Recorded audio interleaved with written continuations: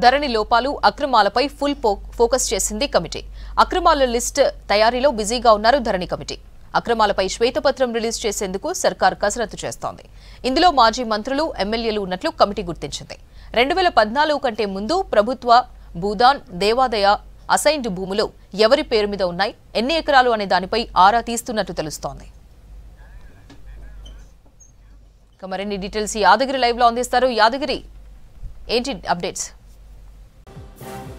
అపర్ణ, ఏదైతే ధరణి పోర్టల్ను గత ప్రభుత్వం అందుబాటులోకి తీసుకొచ్చినప్పటి నుంచి కూడా దీని మీద కాంగ్రెస్ పార్టీ ఆరోపణలు చేస్తూనే ఉన్నారు. అందులో లోపాలున్నాయి, దాన్ని పూర్తి స్థాయిలో సవరణ చేయాల్సిన అవసరం ఉంది. దీనివల్ల చాలామంది రైతులు కూడా ఇబ్బంది పడుతున్నారు. ఏదైతే భూ సమస్యల పరిష్కారం పేరుతోని ధరణి పోర్టల్ తీసుకొచ్చారో, ఆ ధరణి పోర్టల్ వచ్చిన తర్వాత ఉన్న సమస్యలు పరిష్కారం కావడం పక్కన పెడితే లేని సమస్యలను కొత్తగా క్రియేట్ చేసినట్లు అయింది అని చెప్పేసి చాలామంది కూడా రైతులు ఆవేదన వ్యక్తం చేస్తున్నారు. చాలామంది కార్యాలయాల చుట్టూ, మండల కార్యాలయాల చుట్టూ, కలెక్టరేట్ చుట్టూ కాళ్ళరిగలు తిరిగినా ఎవరు కూడా పట్టించుకోవట్లేదని చెప్పేసి పెద్ద ఎత్తున ఆరోపణలు కూడా చేశారు. చాలామంది రైతులు ధర్నాలు చేసిన సిచ్యువేషన్ కూడా మనం చూసాం.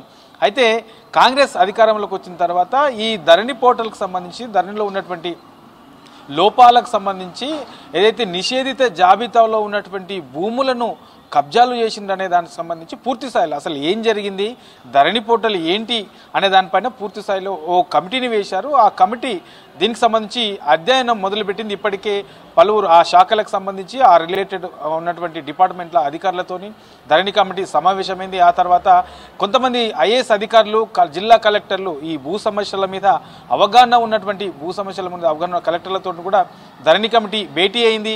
ఆ తర్వాత ఈ హైదరాబాద్ చుట్టుపక్కల ఉన్నటువంటి కొన్ని ఏరియాలకు గ్రౌండ్ లెవెల్లో వెళ్ళి అక్కడ ఉన్నటువంటి సమస్యలు ఏంటి, ప్రధానంగా రైతులు ఆరోపణలు చేస్తున్నది ఏంటి, ధరణిలో ఉన్నటువంటి లోపాలు ఏంటి, అక్కడ ఉన్నటువంటి సమస్యలు ఏంటి అనే దానిపైన కూడా గ్రౌండ్ లెవెల్లో ఈ ధరణి కమిటీ ఆరాధించింది. ఆ తర్వాత ఈ ధరణి పోర్టల్లో ప్రధానంగా ఎలాంటి లోపాలు ఉన్నాయి, ఎందుకు ఇంత వ్యతిరేకత వస్తుంది, ఎందుకు వీటిని ఈ సవరణ చేయలేకపోతున్నారు అనే దానిపైన లోతుగా అధ్యయనం చేస్తే అందులో ఉన్నటువంటి అక్రమాల చిట్టా ఒక్కొక్కటి బయటపడుతూ ఉన్నది. ఇప్పటికే ధరణి కమిటీకి సంబంధించిన సభ్యులు కోదండరెడ్డి మీడియా సమావేశం పెడుతూ దీంట్లో ప్రస్తుతం రాజ్యసభ సభ్యుడిగా ఉన్నటువంటి సంతోష్ రావు అనే వ్యక్తి కూడా దీనికి సంబంధించి ఏదైతే మేడ్చల్ జిల్లా ఉందో, మేడ్చల్ జిల్లాలో 23 ఎకరాలు ఇది నిషేధిత జాబితాలో ఉంది. ఈ నిషేధిత జాబితాలో ఉన్నటువంటి వాటి భూములను ఎవరు కూడా తీయడానికి వీలుండదు, ఎవరి పేరు మీద కూడా ఉండవు. ఉంటే ప్రభుత్వ భూములు ఉండాలి, లేదంటే కొన్ని ఏదైతే ఇబ్బందిగా ఉన్నాయో, లేదంటే కొన్ని కేసెస్గా ఉన్నాయో అట్లాంటి వాటిని కొన్ని నిషేధిత జాబితాలో ఉంచుతారు. కానీ అందులో ఉన్నటువంటి భూములకు సంబంధించి ఈ సంతోష్ రావు అనే వ్యక్తి, రాజ్యసభ సభ్యుడు 23 ఎకరాలు తన పేరు మీదుగా చేసుకున్నారని చెప్పేసి ఇప్పటికే దానికి సంబంధించి పట్టబయలు చేశారు. సో ఇట్లా కేసీఆర్ కుటుంబానికి సంబంధించి ఈ ధరణికి సంబంధించిన దాంట్లో ఈ నిషేధిత జాబితాలో ఉన్నటువంటి భూములను వాళ్ళ పేరు మీద చేసుకున్నారు. 6 ఉన్నారని చెప్పేసి బయట అయితే చర్చ జరుగుతుంది. దీంతో పాటు గత ప్రభుత్వ హయాంలో ఉన్నటువంటి ఎమ్మెల్యేలు, తర్వాత మాజీ మంత్రి, అప్పుడు ఉన్నటువంటి మంత్రులు, అంటే ఇప్పుడు మాజీ మంత్రులు, తర్వాత మాజీ ఎమ్మెల్యేలు చాలామంది కూడా ఈ ధరణి పేరుతోని భూ కబ్జాలు చేశారు.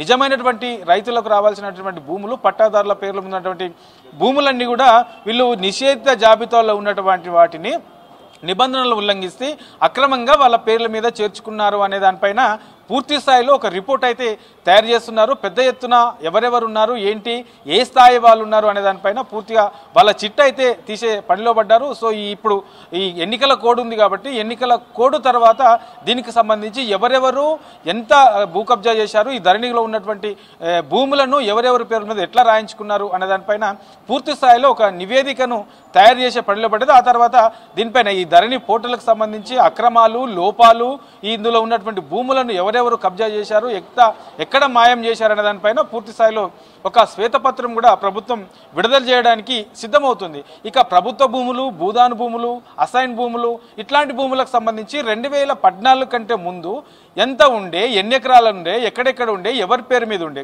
2014 తర్వాత తెలంగాణ వచ్చిన తర్వాత బీఆర్ఎస్ ప్రభుత్వం అధికారంలోకి వచ్చిన తర్వాత ఆ భూములను 2014 కంటే ముందు ఉన్న భూములను 2014 తర్వాత ఎన్ని ఎకరాలుగా మిగిలింది, ఎవరెవరి పేరు మీదకి మారాయి అనే దానిపైన కూడా పూర్తి స్థాయిలో లోతుగా అధ్యయనం చేస్తున్నారు. ఆ తర్వాత ధరణి పోర్టల్ వచ్చిన తర్వాత 2014 కంటే ముందు 2014 తర్వాత ఆ ధరణి పోర్టల్లో 2020లో ధరణి పోర్టల్ వచ్చిన తర్వాత ఎవరెవరి భూములు ఎట్లా మారాయి అనే దానిపైన పూర్తి స్థాయిలో అయితే కసరత్తు చేస్తుంది. ఆ తర్వాత దీనిపైన ఒక శ్వేతపత్రం కూడా విడుదల చేసేందుకు ప్రభుత్వం సిద్ధమవుతుంది. సో ఇప్పటికే ఆల్రెడీ దీనిపైన ఎవరెవరు ఉన్నారు ఏంటి అనే దానిపైన పూర్తి ఒక నివేదిక అయితే తయారు చేసినట్లు తెలుసా ఉంది. దీనికి సంబంధించి ఎవరున్నా ఎంత పెద్దవారున్నా దీని వెనుక ఎవరు అక్రమాలకు పాల్పడ్డా వాళ్ళపైన చట్టపరమైనటువంటి చర్యలు తీసుకోవడానికైతే ప్రభుత్వం సిద్ధమవుతుంది. ఈ కోడ్ తర్వాత పూర్తి స్థాయిలో ఎవరెవరు ఏ రకంగా అక్రమాలు చేశారు, ఏ రకంగా ఈ భూములను కబ్జా చేశారు, ఎవరి పేరు మీద ఎంత ఉన్నదనే దానిపైన పూర్తి స్థాయిలో